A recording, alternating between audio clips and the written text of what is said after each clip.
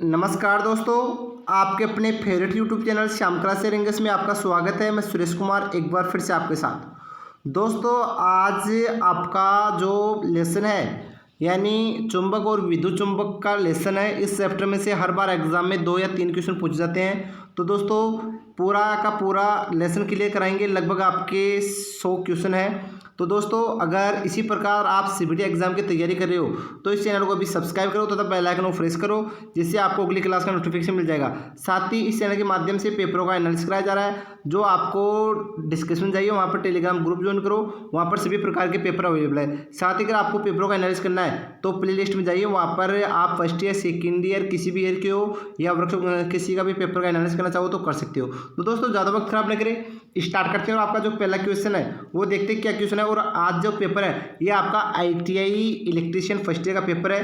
तो पहला क्वेश्चन है, अति सूक्ष्म भागों में काट देने पर चुंबक में दूरों की संख्या होती है। तो बताओ दोस्तों, यानी कोई चुंबक है उसके छोटे छोटे भागों में हम उसको काट देंगे, फिर भी चुंबक के दूरों में जो भाग होगा छोटा भाग, तो उसमें जो दूर होंगे वो कितने होंगे। तो दोस्तों, उसमें 2 दूर होते हैं, यानी एक उत्तर दूर एक दक्षिण दूर। तो करेक्ट आंसर क्या आएगा इसका? बी। क्वेश्चन नंबर 2 है दोस्तों आपका, चुंबक की प्रबलता सबसे अधिक कहाँ पर होती है। तो सभी को पता है कि चुंबक की सबसे अधिक प्रबलता यानी तीव्रता कहाँ पर होती है। तो वो दूरों पर होती है, यानी पोलों पर होती है। तो इसकी तीव्रता पोलों पर होती है।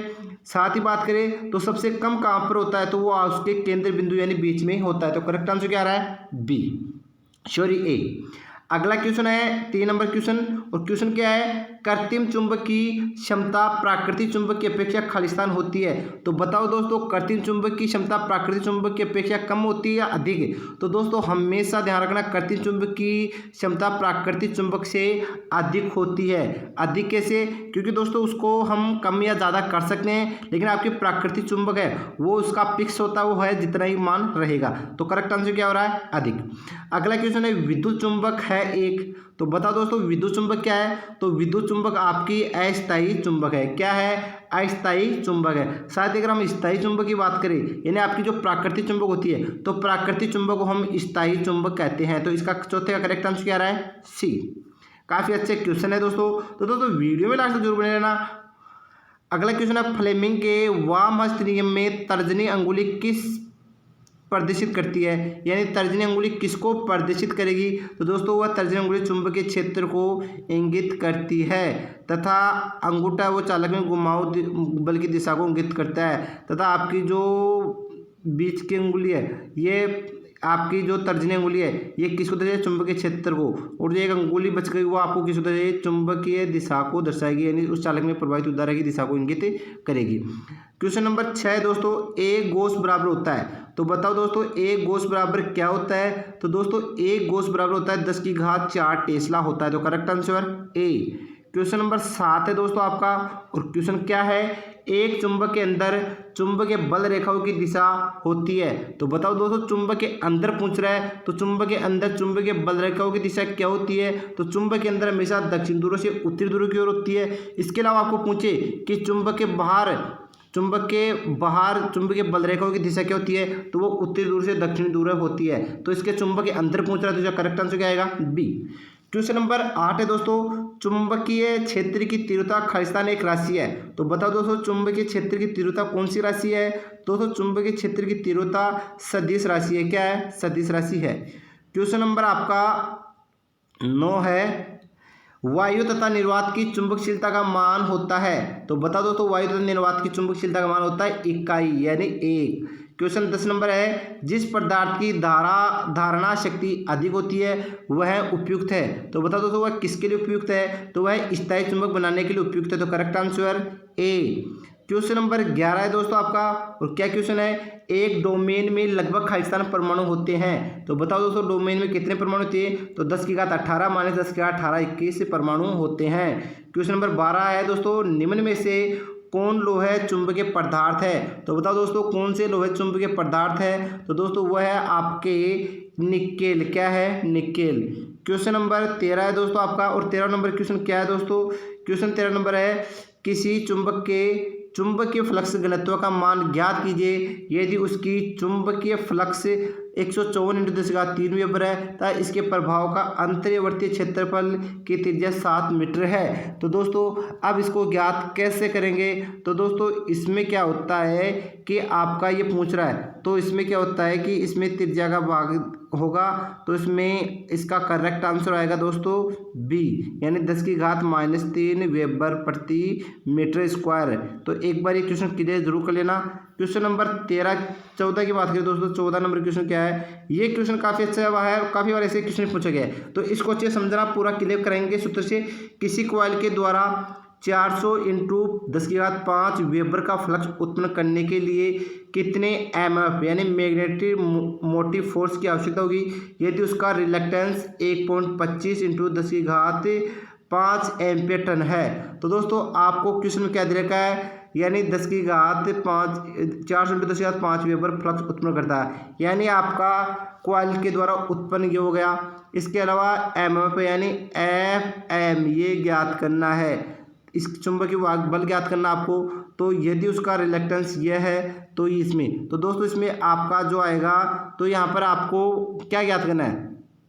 तो यहाँ पर आपको एफएम भी दे रखा है और आपका आरएम भी दे रखा है। तो यहाँ पर आपको फाई यानी एम्पियर टन एफएम ज्ञात करना है। तो एफएम बराबर क्या होता है दोस्तों? N × I। तो दोस्तों यहाँ पर आपको I ज्ञात करना है पहले, तो I तो ज्ञात नहीं हो सकता, मैंने आपको त्रिभुज में इस प्रकार बताया था कि फाई बराबर FM/RM ये होता है दोस्तों। तो दोस्तों ये इस प्रकार तो नहीं होगा, इसका मैं सूत्र बता देता हूँ आपको किस प्रकार होगा। तो दोस्तों इसका ध्यान रखना, इस प्रकार आपको त्रिभुज बनाना है। इसमें FM बराबर फाई और RM। अब आपको यहाँ पर ध्यान रखना, पहले तो आपको फ्लक्स ज्ञात करना है। जब आप फ्लक्स ज्ञात करोगे तो दोस्तों इसमें आपका FM/RM हो जाएगा। अब दोस्तों यहाँ पर आपको FM दिया हुआ है, तो यहाँ पर आपको क्या FM यानी मैग्नेटिक मोटिव फोर्स की आवश्यकता होगी, तो आपको ये पूछ रहा है। तो दोस्तों इसके लिए आप क्या करोगे, पहले आपको फाई ज्ञात करना होगा। तो फाई बराबर क्या होता है? FM आपको क्वेश्चन में दे रखा है, यानी आपका ये दे दिया, क्या दे दिया? 500 × ये दे दिया, और आपका RM ये दे दिया। तो सबसे पहले आपको क्या करना है? फाई ज्ञात करना है, क्योंकि फाई ज्ञात करोगे फिर वो अपना आप ही ज्ञात हो जाएगा। तो यहाँ पर आप ज्ञात करोगे तो इसमें FM में RM का भाग दे देना, यानी 400 × 10⁵ में आप 1.25 का भाग दोगे तो ये हल हो जाएगा। तो दोस्तों आप इसको हल करोगे, इसका करेक्ट आंसर आएगा ये। तो आप इसको आसानी से हल कर लेना, कोई दिक्कत नहीं है। तो 25 चौके 100 और 25 चौके 100, यानी दोस्तों एक बार मैं हल करके देता हूँ, ये आपस में मल्टीप्लाई होंगे क्योंकि ये दोनों चीज़ दे रखी है। तो इसमें देखते हैं दोस्तों, आप मल्टीप्लाई खुद करके देखना और मुझे समझ में आए तो कमेंट बॉक्स में जरूर बता देना, क्योंकि दोस्तों फिर पेपर काफ़ी बड़ा हो जाता है। अगला क्वेश्चन दोस्तों आपका, यदि किसी विद्युत चुंबक पर लपेटों की संख्या 40 है तब उसमें प्रवाहित धारा 5 एम्पीयर है, तो उत्पन्न हुआ बल। तो यहाँ पर FM बराबर क्या आ रहा है? N × I। तो यहाँ पर N कितना है? 40 × ये कितना है? 5। तो 4 का 5 से मल्टीप्लाई 4 × 5 = 20, 200 एम्पियर टन आ रहा है। तो उसका करेक्ट आंसर क्या आएगा? ए। तो 15 का करेक्ट आंसर आ रहा है ए। क्वेश्चन नंबर 16 की बात करें दोस्तों, न्यूमेरिकल काफ़ी अच्छे हैं दोस्तों, तो इनको अच्छे से समझना। यदि किसी चुंबक में उत्पन्न चुंबकीय वाहक बल का मान 640 एम्पियर टन है, यदि चुंबकीय फ्लक्स का मान यह है, तो चुंबक का रिलक्टेंस क्या दो। तो दोस्तों यहाँ पर आपको RM बराबर क्या हो रहा है? FM/फाई ये ज्ञात करना है। तो FM का मान कितना है? 640। ठीक है दोस्तों, बटा आपका ये हो गया 640 चुंबकीय वाहक बल। नीचे क्या देगा? चुंबकीय फ्लक्स कितना है? 16 × 10⁶, तो 100 चौक 64। तो इसमें आपका 40, तो ये आ गया 40 × ये कितना है? नीचे कितना बच रहा है? 10⁶, तो 10⁶। तो बताओ दोस्तों ऑप्शन में सही कौन सा बैठ रहा है? तो इसमें आपका 20 सही बैठ रहा है, यानी 10 ampere turn × 10⁶ weber correct answer आएगा। तो 20 का करेक्ट आंसर आ गया। मेरे हिसाब से इसमें भी आपको किसी प्रकार की दिक्कत नहीं है। क्वेश्चन नंबर अगला है, निम्नलिखित में से अनुचुंबकीय पदार्थ है। तो बताओ दोस्तों अनुचुंबकीय पदार्थ कौन सा है? एल्यूमिनियम आपका अनुचुंबकीय पदार्थ है। निकेल, कोबाल्ट, लोहा ये कौन सा आपका? ये लौह चुंबकीय पदार्थ है। तो करेक्ट आंसर क्या आएगा इसमें? एल्यूमिनियम। क्वेश्चन 18, निम्न में से किस पदार्थ का स्थायी चुंबक नहीं बना होता है? तो बताओ दोस्तों स्थायी चुंबक किसका नहीं बना होता है? तो दोस्तों स्थायी चुंबक आपका नरम लोहे का नहीं बना होता है। नरम लोहे का क्या बना होता है? अस्थायी चुंबक बना होता है। बल्कि कठोर इस्पात, निकेल और स्टेनलेस स्टील इनका आपका स्थायी चुंबक बन सकता है, लेकिन नरम लोहे का हमेशा अस्थायी चुंबक बनेगा। तो इसमें करेक्ट आंसर क्या आएगा? तो इसमें यह आएगा कि आपका नरम लोहे से नहीं बन सकता। करेक्ट आंसर है बी। क्वेश्चन नंबर आपका 19 है दोस्तों। क्वेश्चन क्या है? निम्न में से कौन सा पदार्थ चुंबक से प्रतिकर्षित होता है? तो बताओ दोस्तों, कौन सा पदार्थ चुंबक से प्रतिकर्षित होगा? तो दोस्तों आपका तांबा प्रतिकर्षित होगा। तो करेक्ट आंसर क्या रहा है? डी। क्वेश्चन नंबर 20 है, ट्रांसफॉर्मर के क्रोड बनाने के लिए प्रयोग करते हैं। तो बताओ दोस्तों, किसका प्रयोग करेंगे? तो वो सिलिकॉन इस्पात का यानी सिलिकॉन स्टील के लेमिनेट पत्तियों का उपयोग करेंगे। तो correct answer D. Question number 21 है दोस्तों आपका। क्या क्वेश्चन है? विद्युत मशीनों को क्रोड पटलित क्यों बनाते हैं? तो बताओ दोस्तों, क्यों बनाते हैं? तो उनको बनाते हैं बवट द्वारा हानि कम करने के लिए पटलित बनाते हैं क्रोडों को। तो करेक्ट आंसर ए। क्वेश्चन अगला है, स्थैतिक विद्युत बल का मान निर्भर करता है। तो बताओ दोस्तों, किस पर निर्भर करता है? तो फ्लक्स परिवर्तन की दर पर निर्भर करता है। तो correct answer C. Question number 23 है, चुंबक के द्वारा अल्प मात्रा में प्रत्याकर्षित होने वाला पदार्थ कहलाता है। तो बताओ दोस्तों, कौन सा पदार्थ कहलाएगा वो? तो वो पेरा चुंबकीय पदार्थ कहलाएगा। तो correct answer C. Question number 24 है, छड़ चुंबक के चारों ओर पैदा हुई चुंबकीय बल रेखाओं की दिशा होती है। तो बताओ दोस्तों, क्या होती है? तो उत्तरी ध्रुव से दक्षिणी ध्रुव की ओर होती है। हो गए दोस्तों आपके 24 क्वेश्चन। क्वेश्चन नंबर आपका 25 है दोस्तों। और क्या क्वेश्चन है? क्वेश्चन 25 आपका, जिस पदार्थ की धारण शक्ति उच्च होती है वह खालिस्तान बनाने के लिए उपयुक्त है। तो बताओ दोस्तों, क्या बनाने के लिए उपयुक्त है? तो वह आपकी स्थायी चुंबक बनाने के लिए उच्च है। ठीक है दोस्तों, करेक्ट आंसर क्या आ रहा है आपका? सी। क्वेश्चन नंबर 26 नंबर आपका। और क्वेश्चन क्या है?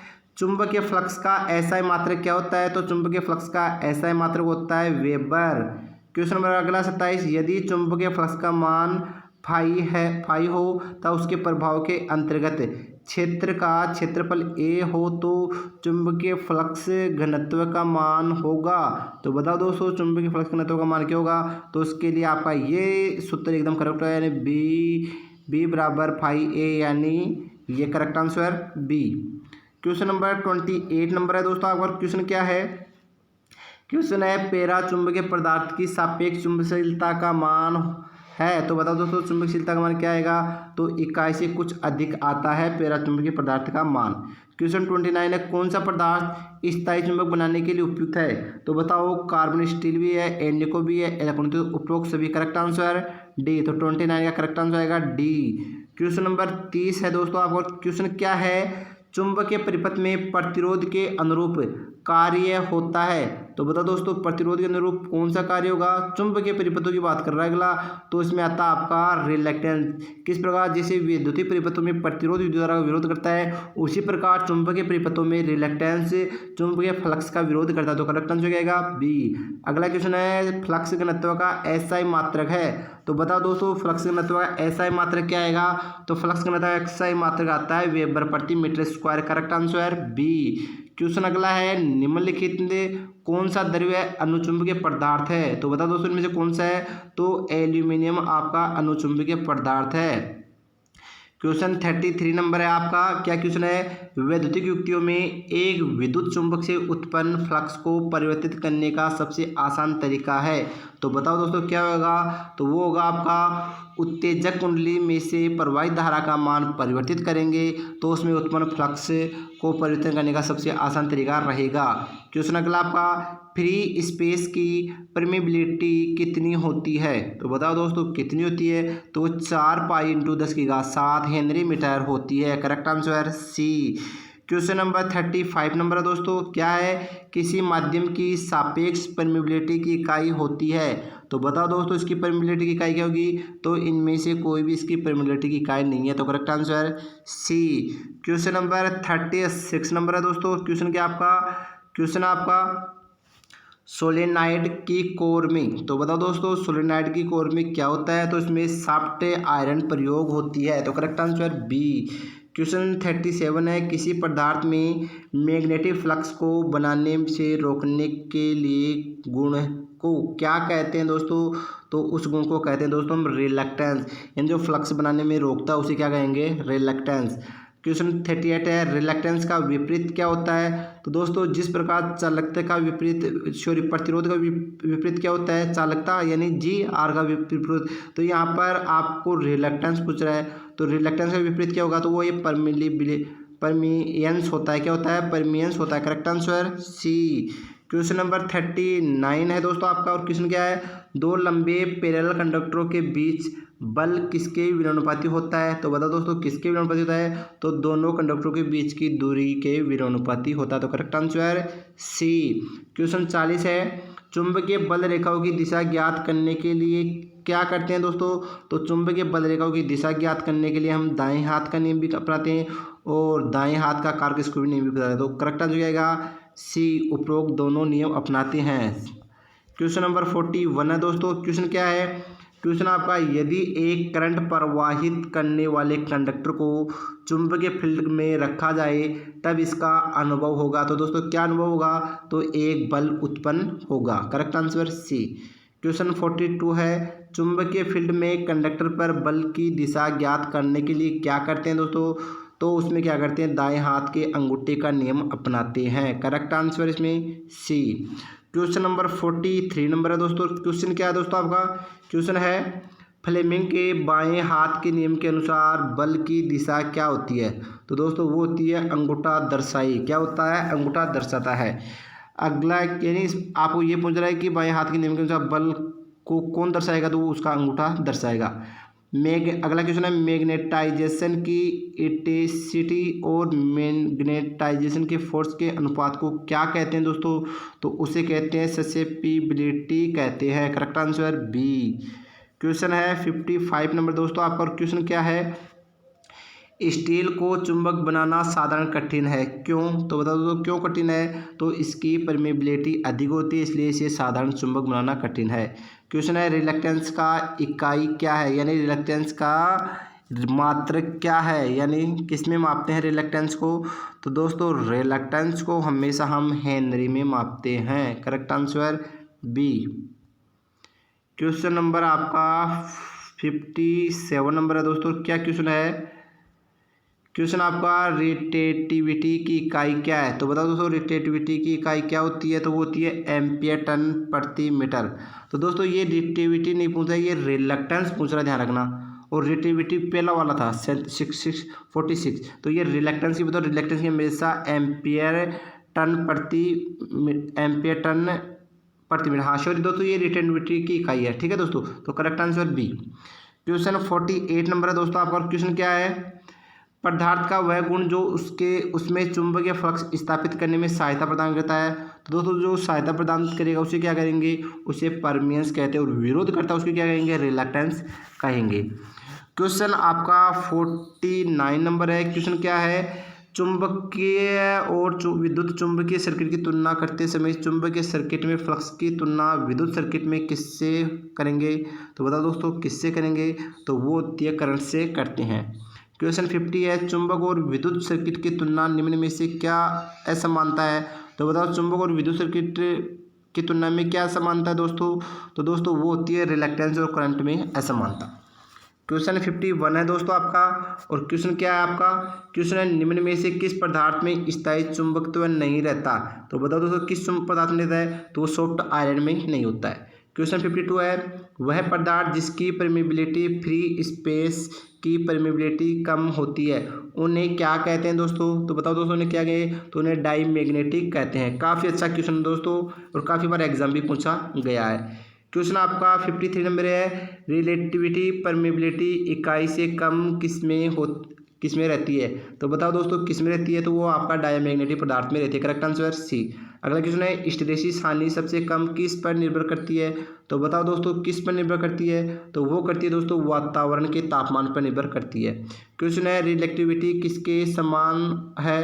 तो बताओ दोस्तों रिलेटिविटी किसके समान है, तो दोस्तों वो होती है आपकी रेजिस्टिविटी के समान होती है। Correct answer C. क्वेश्चन आपका है 56 नंबर, और क्वेश्चन है जब कोई कंडक्टर और मैग्नेटिक फील्ड को काटता है तब कंडक्टर में ईएमएफ पैदा हो जाती है। उपरोक्त कथन किसके सिद्धांत पर आधारित है। तो बताओ तो किस सिद्धांत पर आधारित है, तो ये फैराडे के नियम पर आधारित है। अगला क्वेश्चन है मैग्नेटिक फ्लक्स और विद्युत सर्किट से जुड़कर ईएमएफ पैदा करता है। यदि तो बताओ दोस्तों कैसे करता है, तो विद्युत सर्किट परिवर्तित करके फिर करता है दोस्तों।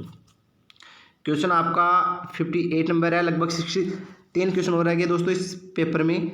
इंड्यूस्ड ईएमएफ का मैग्नीट्यूड किसके समानुपाती होता है दोस्तों, तो दोस्तों वो होता है फ्लक्स परिवर्तन की दर के समानुपाती। अगला क्वेश्चन है 59 नंबर, स्टैटिक इलेक्ट्रोमैग्नेटिक इंडक्शन का उपयोग किया जाता है। तो बता दोस्तों स्टैटिक इलेक्ट्रोमैग्नेटिक इंडक्शन का उपयोग कहाँ किया जाता है दोस्तों, तो दोस्तों वो ट्रांसफार्मर में किया जाता है दोस्तों। ठीक है दोस्तों, इसके अलावा लास्ट क्वेश्चन है और अगले मॉडल पेपर नंबर 2 में कराएंगे इसका पार्ट 2 में। क्वेश्चन क्या है, डायमैग्नेटिक इंडक्शन का उपयोग किया जाता है। तो बता दोस्तों डायनेमिक इंडक्शन का उपयोग किया जाता है। तो बताओ दोस्तों कहाँ किया जाता है, तो वो जनरेटर में किया जाता है। तो दोस्तों आज के लिए बस इतना ही। पार्ट 2 में आपके 60 से आगे पार्ट 2 में बताएंगे, लगभग 100 क्वेश्चन तक है। तो थैंक यू दोस्तों, आज के लिए बस इतना ही। नेक्स्ट वीडियो में फिर मिलेंगे एक न्यू क्लास, तब तक के लिए थैंक यू।